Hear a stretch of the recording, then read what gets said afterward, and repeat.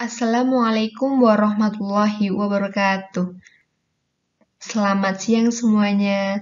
Perkenalkan, saya Alfia Dwi Rahayu, NIMK 1A01965.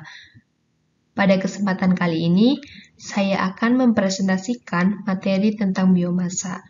Tetapi sebelumnya saya ucapkan terima kasih kepada Bapak Dwi Kartika selaku dosen pengampu mata kuliah Kapita Selekta Kimia Fisik yang telah memberikan kesempatan kepada saya untuk memaparkan materi tersebut. Baik, untuk poin pertama, apa sih itu biomasa? Biomasa secara umum merupakan bahan yang dapat diperoleh dari tanaman, baik secara langsung maupun tidak langsung, dan dimanfaatkan sebagai energi dalam jumlah yang sangat besar. Biomasa pula dapat diartikan sebagai bahan organik yang dihasilkan melalui proses fotosintetik, baik berupa produk maupun buangan.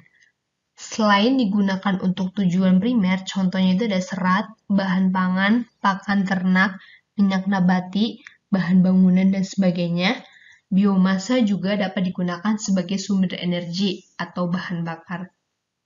Pada umumnya, biomasa yang digunakan sebagai bahan bakar adalah biomasa yang nilai ekonomisnya rendah atau merupakan limbah setelah diambil produk primernya. Potensi biomasa di Indonesia yang bisa digunakan sebagai sumber energi jumlahnya sangat melimpah.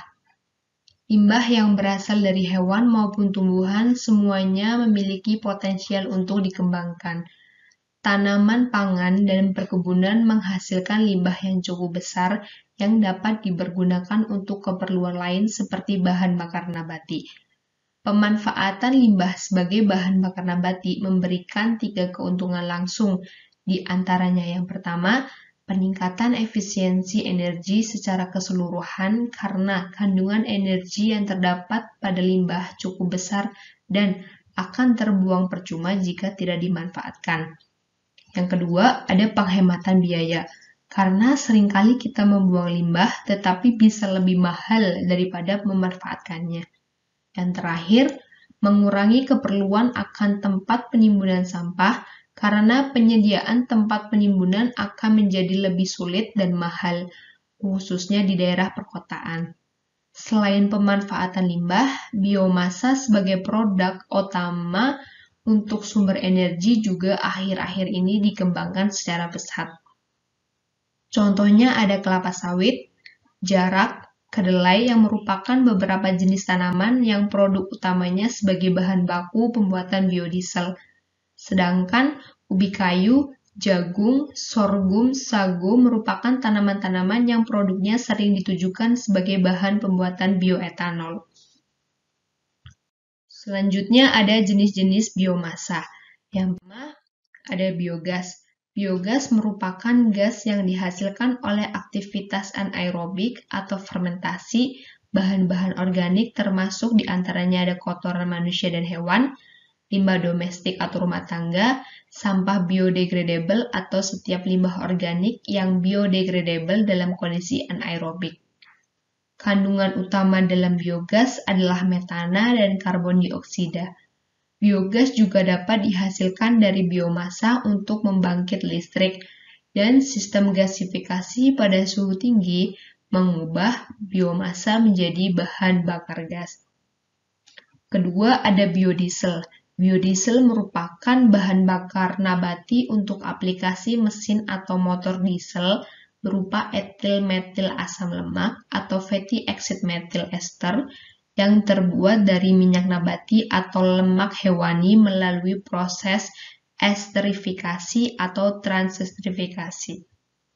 Yang ketiga ada bioetanol.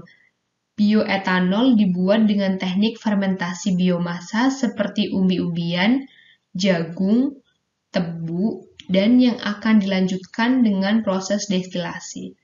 Jenis bioetanol ini dapat digunakan secara langsung maupun tidak langsung sebagai bahan bakar. Kemudian ada pemanfaatan energi biomasa. Agar biomasa dapat digunakan sebagai bahan bakar, maka diperlukan teknologi untuk mengkonversinya. Terdapat beberapa teknologi untuk konversi biomasa dapat dilihat pada slide. Teknologi konversi biomasa tentu saja membutuhkan perbedaan pada alat yang digunakan untuk mengkonversi biomasa dan menghasilkan perbedaan bahan bakar yang dihasilkan. Secara umum, teknologi konversi biomasa menjadi bahan bakar dapat dibedakan menjadi 3. Yang pertama ada pembakaran langsung, kedua konversi termokimiawi, dan ketiga ada konversi biokimiawi. Yang pertama itu ada pembakaran langsung, di mana merupakan teknologi yang paling sederhana karena pada umumnya biomasa telah dapat langsung dibakar. Beberapa biomasa perlu dikeringkan terlebih dahulu dan didensifikasi untuk kepraktisan dalam penggunaan. Pada pembakar langsung terdapat 3 teknologi konversi, yaitu ada drying atau pengeringan, size reduction, dan densifikasi. Yang kedua ada konversi termokimiawi. Konversi termokimiawi merupakan teknologi yang memerlukan perlakuan termal untuk memicu terjadinya reaksi kimia dalam menghasilkan bahan bakar.